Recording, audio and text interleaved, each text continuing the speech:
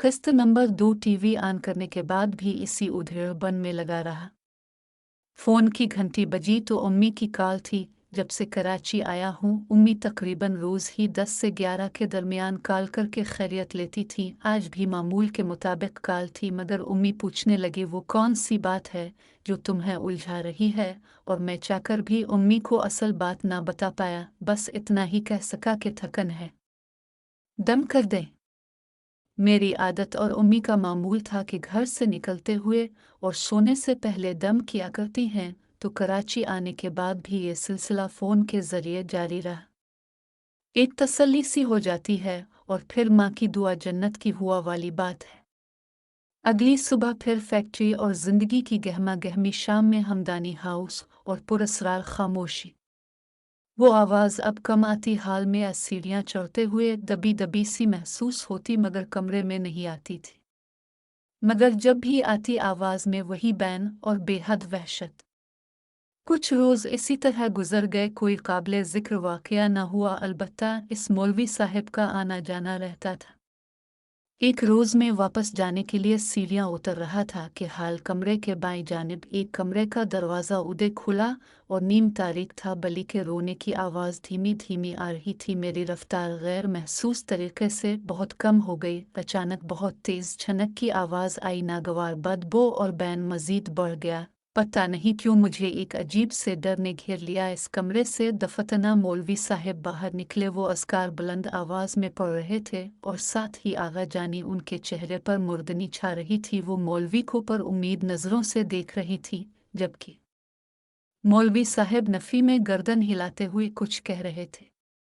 जूँ ही आगा जानी की नज़र मुझ पर पड़ी, उन्होंने लपक कर कमरे का दरवाज़ा बंद किया। मैं झिंक सा गया। मुझे सच माने बहुत शर्मिंदगी हुई, बहुत नामुनासिब हरकत सरजद हुई थी, मगर मैं भी क्या करता। ये तजस्सुस, ये राज मेरे जहन पे सवार हुए जा रहा था। मैं आगा जानी से नज़र बचाते हुए बाहर निकल गया। अभी मैं लान में ही था कि मेरा फ़ोन बजने लगा। फ़ोन फैक्ट्री से था, तो ना चाहते हुए भी इसी वक्त रेसो करना पड़ा। कुछ दफ्तरी मामलात समझाने थे फौरी। मैं चहलकदमी करते हुए फ़ोन पर बात कर रहा था। सामने मेन गेट और मेरी कमर की तरफ हमदानी हाउस की 2 मंजिला इमारत थी। बातों में महव में इमारत की दीवार से लगकर खड़ा हो गया। सिगरेट सुलगाई, बली की मनहूस आवाज़ बदस्तूर जारी थी। दिल में खटका सा हुआ कि वो आवाज़ कहीं बहुत नज़दीक से आ रही है। मैं फ़ोन पर बात करते करते इस आवाज़ की समत बढ़ा। वो आवाज़ एक खिड़की से आती महसूस हुई, शीशे की बड़ी सी खिड़की। मैंने छू कर देखा, वो मुकफ़्फ़ल थी। इस पर सुरमई पर्दे पड़े हुए, शायद सिया पर्दे थे। छनक की आवाज़ भी आई, जैसे कोई पायल हो, नहीं शायद जंजीर।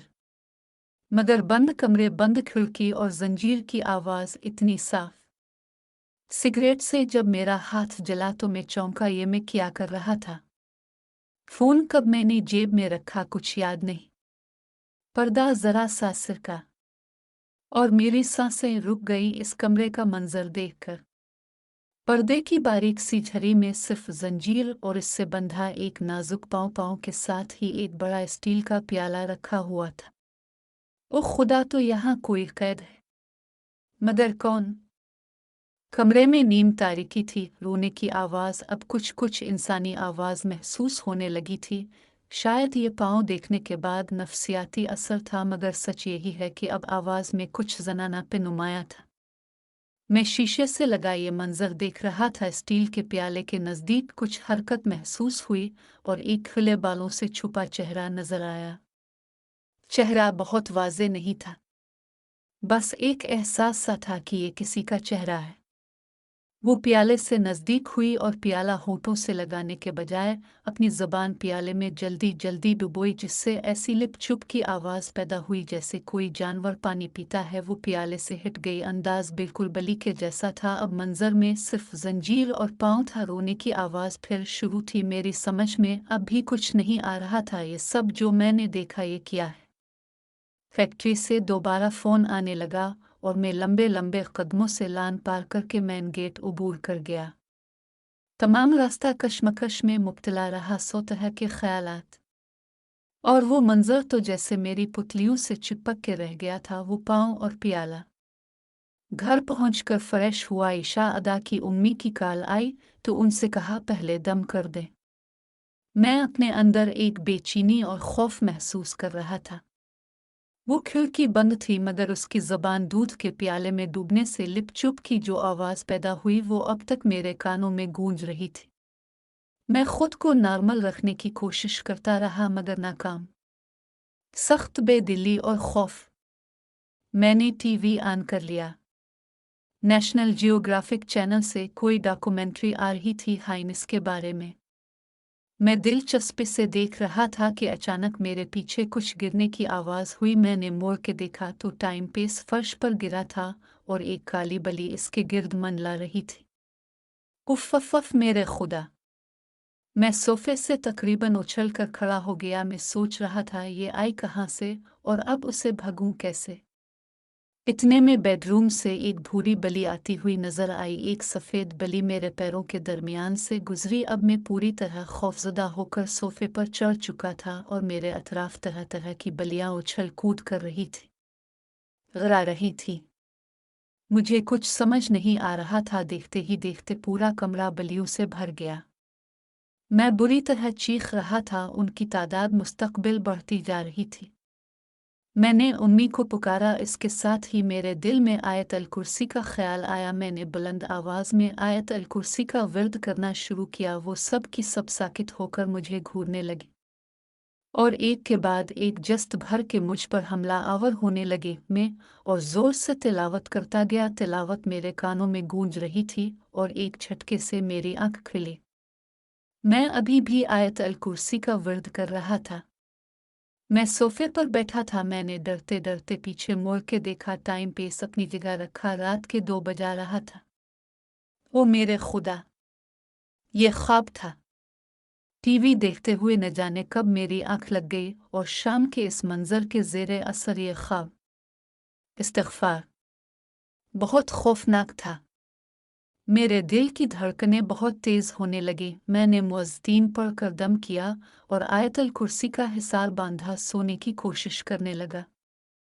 रात बहुत बेचैन गुजरी और दिन की वही गहमा गहमी मगर तबीयत बोझल थी। छुट्टी का वक्त जूं जूं नज़दीक आया मुझे फिर वही मनाजिर और हमदानी हाउस के ख़यालात ने जकड़ लिया। मैं चाहता था आज वहाँ न जाऊं मगर बच्चों के इम्तिहानात नज़दीक थे और आगा जानी कोई उज़्र कबूल ना करती। चारों नाचार में हमदानी हाउस की जानिब रवाना हुआ। हमदानी हाउस में सब कुछ होते हुए वही वीरानी छाई थी। रोशन कुमकुमों के बाद भी मध्यम रोशनी। इस घर में दाखिल होते ही एक नागवार बो से दिमाग सुन होने लगता मगर एसी रूम में उसकी शिद्दत कदरे कम महसूस होती।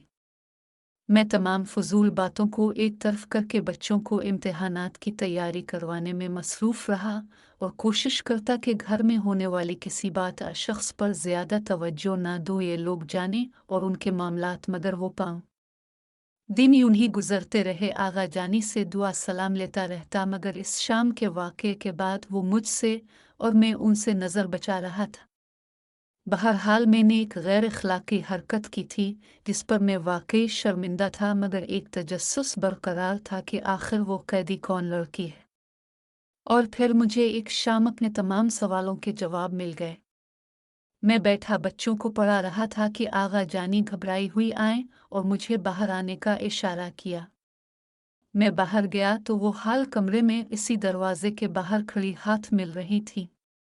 मैंने सवालिया नज़रों से देखा तो बोले अज़ान मियाँ वजाहत किसी काम से शहर से बाहर हैं और मुमकिन है कुछ रोज़ वहाँ मज़ीद लग जाएं। ज़रनिगार कहीं मसरूफ़ हैं, क्या आप हमें अस्पताल ले जा सकते हैं? मैंने फ़ौरन हामी भर ली। उन्होंने कहा एम्बुलेंस का इंतज़ाम करें। मुझे ताज्जुब हुआ कि ये तो नॉर्मल हैं, एम्बुलेंस की क्या ज़रूरत। मैंने वहीं से कॉल मिलाकर एम्बुलेंस मंगवाई। एम्बुलेंस के आते ही आगा जानी ने कहा अज़ान मियाँ आपको थोड़ी हिम्मत करनी होगी और वफ़ादारी की किस्म लेनी होगी। गो कि आप पर भरोसा करने के अलावा इस वक्त कोई चारा नहीं। आप हमारी औलाद के जैसे हैं। हम चाहते हैं कि मुआशरे में हमारा तमाशा ना बने, इसलिए अब जो भी हालात आपके सामने आए उन्हें राज में रखने का वादा कीजिए। मेरे दिल ने कहा किसी मासूम को कैद किया हुआ है, अबा तो वो लड़की मर गई है या उसकी हालत नाजुक है, और आगा जानी राज फाश होने की वजह से मुझे एतमाद में लेकर उसकी लाश ठिकाने लगाना चाहते हैं। लेकिन ये वक्त ये सब सोचने का नहीं था। मैंने उजलत में हाँ की और राज को राज रखने का यकीन दिलाते हुए उनके पीछे इस कमरे की तरफ बढ़ा। अंदर वही नीम तारीकी और होश से बेगाना कर देने वाली बदबू थी। मेरी निगाहों के सामने जो मंजर था आज भी याद करूं तो झुरझुरी सी आती है। सियाह लिबास में मलबूस बाल खुले एक 24-25 साल की लड़की थी। जर्दी माइल रंग और आंखें बाहर को उबली हुई, चेहरे पर वहशत बरस रही थी। इसकी आंखें भूरी चमकदार, बिल्कुल मिल जैसी। मगर इसके बैठने का अंदाज सबसे अजीब था। दोनों टांगें मोड़कर पीछे और दोनों हाथ आगे की तरफ जमीन पर रखे वो अपनी जुबान से लिप लिप करके कभी अपने हाथ चाट रही थी और कभी अपना पाँव। इसके पाँव में जंजीर थी जिसके बाइस बहुत गहरा जख्म हो गया था और इससे मवाद रस रहा था जिसे वो मुस्तकिल चाट रही थी। उफ़ खुदा, ये क्या चीज़ है? मुझे खौफ के साथ घन आने लगी। एक लम्हे के लिए मर्द होकर भी मैं लरज़ गया और मुझे ये कबूल करने में कोई आर नहीं कि मुझ पर उसकी दहशत सवार हो चुकी थी। आगा जानी इसको पिचकारती हुई इसके करीब गई तो वो बलि की तरह उनके पैरों में लौटने लगी और चारों हाथ पैरों के बिलबल की तरह खड़ी हो गई। इसकी आवाज़ धीमी और राहत में बदलती गई। जैसे ही मुझ पर उसकी नज़र पड़ी मैं दिल ही दिल में आयत अल कुर्सी का विर्द कर रहा था। आगा जानी ने इसकी जंजीर का ताला खोला और मुझसे कहा कि आज़ान मियाँ ये जंजीर पकड़ें जो अभी तक इसके पीर में पड़ी हुई थी। मुझे अपनी सांसें रुकती महसूस हुई। मजबूरना मैंने वो जंजीर थामी। मुझे लगा ये बली नुमा लड़की अभी मुझ पर झपट पड़ेगी, मगर आगा जानी मुसलसल इसके सर और कमर पर हाथ फेर कर उसे पिचकारती रही और हम उसे किसी चौपाए की तरह चिल्लाते हुए कमरे से बाहर ले आए जहां एम्बुलेंस के साथ आए रजाकार मौजूद थे। इस लड़की के पाँव में जख्म की वजह से इससे चला नहीं जा रहा था। रजाकारों ने आगा जानी से कुछ बात की और एक ने बढ़कर इस लड़की की कमर से नीचे एक इंजेक्शन घोंप दिया। वो रो रही और उस पर झपटी। मेरे हाथ से उसकी जंजीर छूट गई और उसने आन की आन में रजाकार को अपने सख्त नोकीले लंबे नाखूनों से जख्मी कर दिया। दूसरे रजाकारों ने बढ़कर इस लड़की को काबू किया, मगर अब तक इंजेक्शन के ज़ेरे असर लड़की के असाब ढीले पड़ने लगे और वो बेजान हो गई।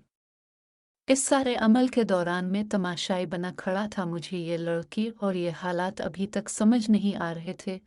आगा जानी की आंखों में आंसू मुझे होश में लाए और मैंने बढ़कर उन्हें तसल्ली देना चाही। वो बुजुर्ग खातून फूट फूट कर रो दे।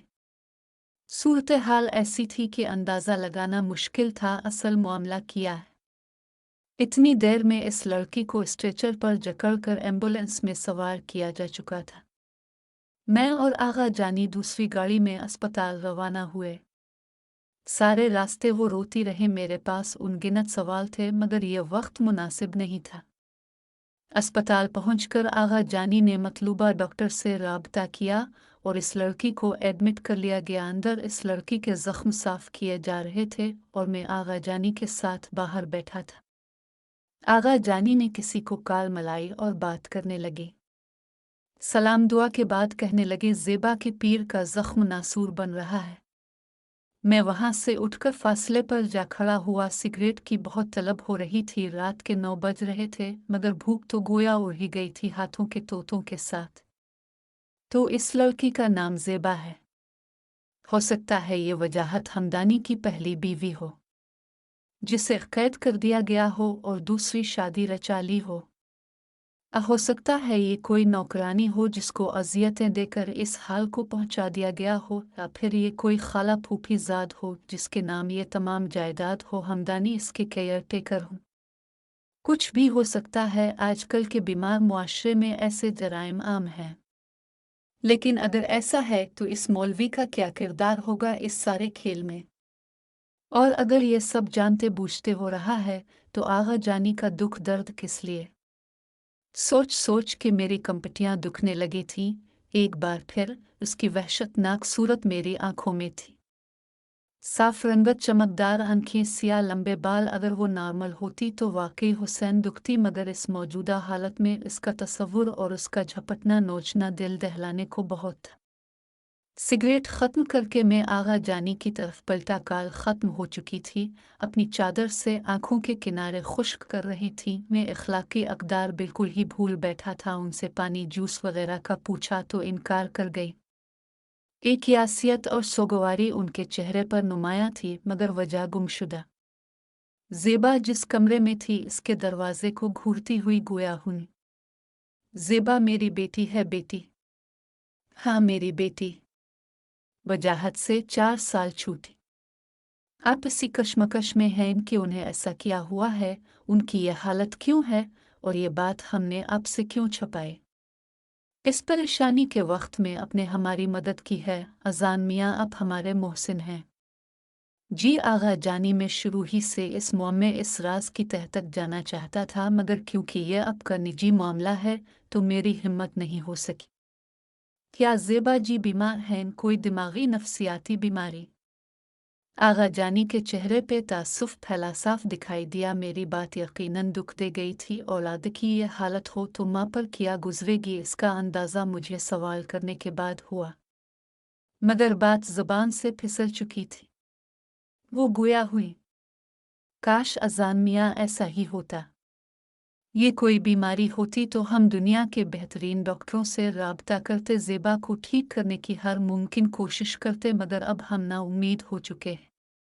ये कोई बीमारी नहीं। नफ्सियाती मरीजों के घर में क्या ऐसी ही नागवार बो होती है जैसी अपने हमदानी हाउस में महसूस की है। आगा जानी हर बात मेरे सामने साफ करती जा रही थी। हम नहीं चाहते कि इस आसिफ की खबर लोगों को हो और हमारी बेटी का तमाशा बने वो, और हम पहले ही बहुत जिल्लत से दो चार हो चुके हैं। कैसी जिल्लत आगा जानी?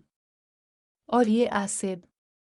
वो सब कुछ बताने पर आमादा थी, मगर मेरी बेचैन फितरत सवाल पे सवाल उठाए जा रही थी। डॉक्टर ने आकर बताया, ज़ेबा के पाँव की बैंडेज कर दी गई है, मगर ज़ख्म सड़ने की वजह से ज़ेबा को तेज़ बुखार भी है और मैदे में इन्फेक्शन भी। हमें रात अस्पताल में रुकना था। जारी है।